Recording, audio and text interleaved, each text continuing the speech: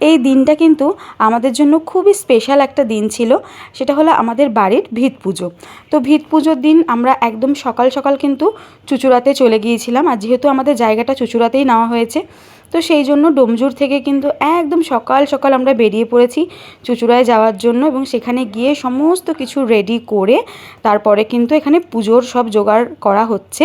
আর একদিকে পুজো চলছে, আর সকাল যেহেতু বললাম সকাল সকাল পৌঁছে গেছি, তো তাই জন্য একটু চা বিস্কুট এখানে খাওয়া হচ্ছে।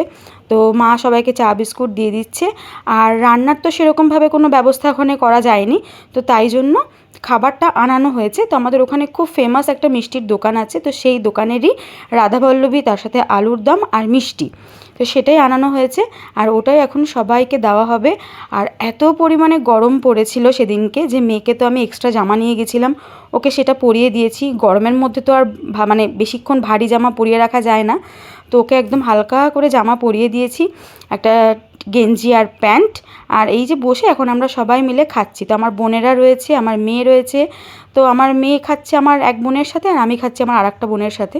তো আমরা এখানে 4 জন মিলে কিন্তু বসে খেয়ে নিচ্ছি। আর গরমের মধ্যে না এইসব খাবার বেশি খাওয়াও যায় না, তো তাই জন্য আর কি প্লেটেই ভাগাভাগি করে খাচ্ছি। আর বোন ওই যে শঙ্খ বাজাচ্ছে, বোনের কাছে গিয়ে মেয়েও একটু শঙ্খ বাজাচ্ছে।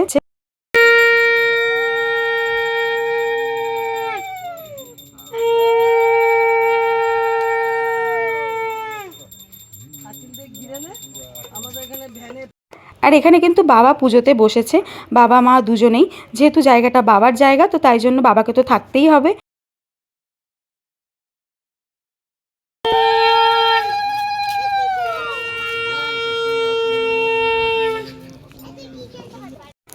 খুব সুন্দরভাবে কিন্তু তারপর আমাদের পুজোটা এখানে কমপ্লিট হয়। আর আমাদেরই জায়গাতেই যেহেতু পুরো সমস্ত কিছু হচ্ছে, তো দেখতেই পাচ্ছেন তিরপল টাঙিয়ে দিয়েছিল, এত রোদ ছিল।